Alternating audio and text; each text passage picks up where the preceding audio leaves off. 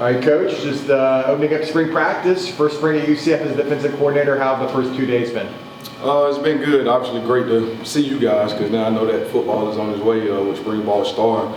But it's been good. Guys have been very spirited, flying around. You can tell that those guys worked hard in the offseason and that they're very excited about what we have moving forward, especially going into the Big 12. After you were promoted, in reality setting as a defensive coordinator at UCF, what did you kind of work on, maybe personally, in preparation for the spring?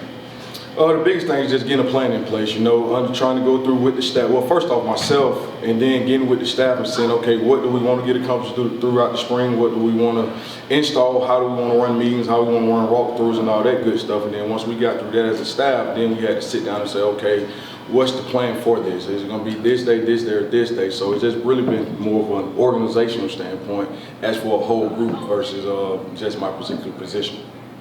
Josh was in here yesterday and he mentioned that you've been saying that the standard is the standard. Can you kind of expand on those thoughts and maybe what that means specifically to how you're going to implement your scheme? Okay, well, it's pretty much black and white. Standard is the standard. Here's the thing. I met with 5 or 6 of the guys after meeting with the staff and say, okay, hey, this is what we want to be as a staff. We met with those players and let those guys go through it. Okay, this is what we said as a staff. How do you guys feel as a coach? And we wrote down everything that they said, and there's going to be 3 or 4 things out of that, okay, this is who we say we're going to be, this is going to be the standard, who's going to uphold them to the standard. Yes, that's our job as your coach to uphold you, but you 5 or 6 guys, this is your defense, so we're going to expect you guys to help uphold this standard as well, and that standard is exactly what they put in black and white.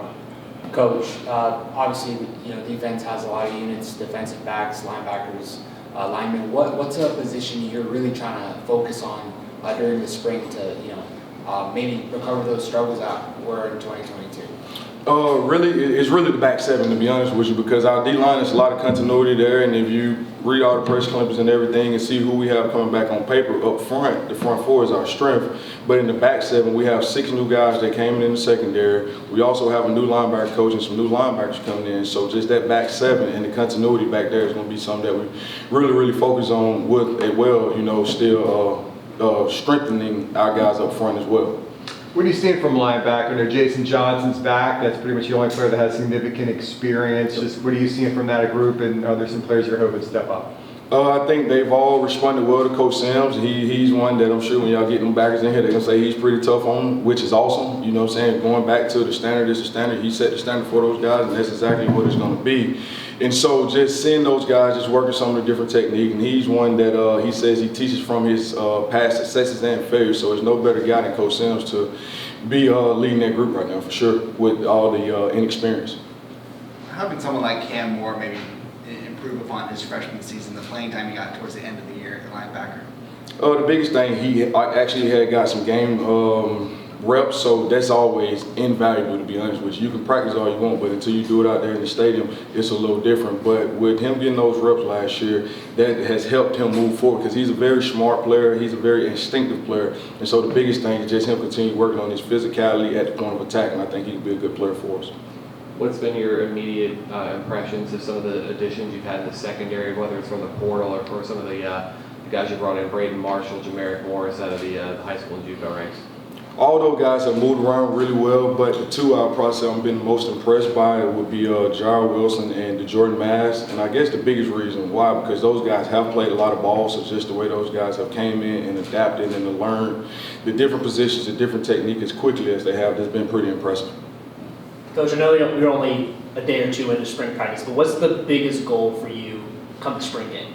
Biggest goal come the spring game, I would say that we play together as a group. Whether it's in the run game, guys fitting their gaps, being where they're supposed to be, making tackles on the perimeter. That's something that we've really harped on. That's something that we're going to work every single day. Even when we are in just helmets, we work in tackling, because a lot of times tackling, the physical part, either some guys going to hit, some guys not. But at the same time, it's all about being in good body position. And so just from the standpoint of stopping the run and being able to tackle in space, that's the biggest thing that I'm looking for from the guys.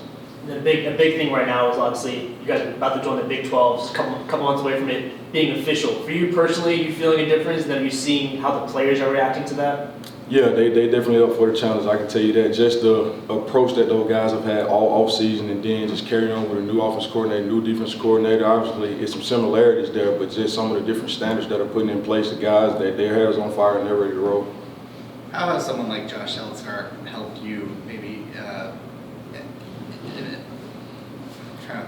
conference together. But how has someone like Josh Selzgard helped you become more of an, even though you've been here for a couple of years, they know you, but now you're in this new role. How has he made you more comfortable as a defensive coordinator?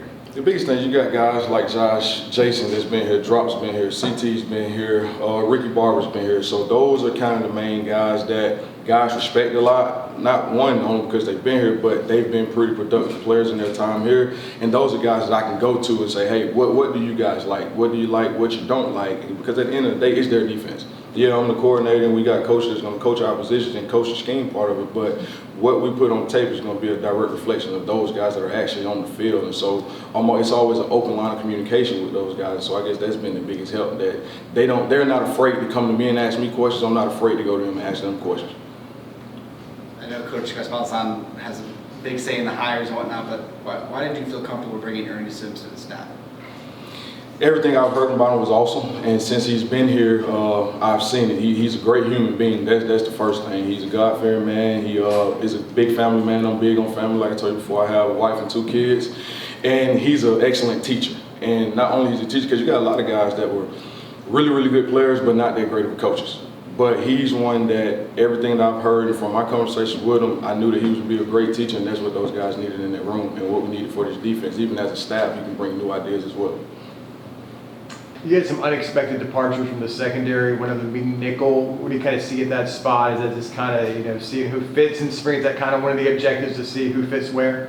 Right now it's Nikai Martinez is playing that spot, which he played some last year. Braden Marshall is playing that spot. Jaden Francois is playing that spot. And as we get deeper into practice, because we're big on dual training guys, and there'll be a couple of new guys as well that will also get reps there and just see who's the best fit. Because at the end of the day, we're going to get the best 5 guys back there. And so that's why we do a lot of dual training.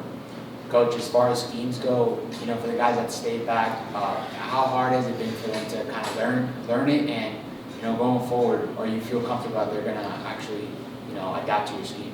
Well, with just a couple of days of install in, a lot of it is very similar. The terminology is different. Some of the techniques are different, but it's very similar so far. But as we get into day 3, 4, and 5, they'll start seeing some different things that we may have not done in the past or that we've tweaked from the past as well. How's John Walker been looking in his first practices as a UCF Knight?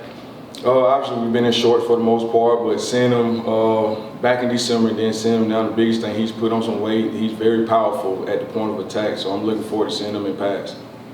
Gus said yesterday this is about a time to figure out what you're good at. What do you want this defense to be good at? What are the main objectives you want to carry over through the entire spring? So the biggest thing that we've talked about as a defense is really 3 things. We're going to stop the run, we're going to affect the quarterback, and we're going to create turnovers. Those are the 3 areas that we really want to focus in. And obviously, stopping the run is being technique sound up front, being in your gap, guys in the back 7, fitting correctly and tackling. But then we talk about the D-line. If you guys are going to be our strength, earn the right to rush the passer. And that's how we'll affect the quarterback. Yeah, we have different pressures and all that stuff to affect the quarterback as well. But some of the best teams can get there with 4 and play coverage. And so if that's who we are, that's who we'll be. We're supposed to be strong up front. But if not, if we got to rush and do different things, we will be multiple. And I think some of the different blitz packages and stuff and sub packages we'll have, the guys will be very excited about that and ready to fly around. And with that being said, we can affect the quarterback. We'll be able to create turnovers. So those are the 3 things. Do you think you'll be deeper on the defensive line this year? I know when you look at Selzgard was playing every snap sometimes last year for a few games, and Tremont almost as much. I'm hoping maybe you can, that's something you're really going to need going into a 9-game conference schedule, stepping up in competition too. Right, so I think the D-line this year is similar, well the D-line last year is similar to the secondary this year. It's a lot of new guys behind the guys that have been here, okay? The D-line was that way last year, but with the continuity of Coach Martin and Coach Ingram still being here, those same guys that they coached last year are back. So we expect those guys to continue to grow and get better and earn that playing time. All right, so shit. Thanks a lot. Thanks. Appreciate you.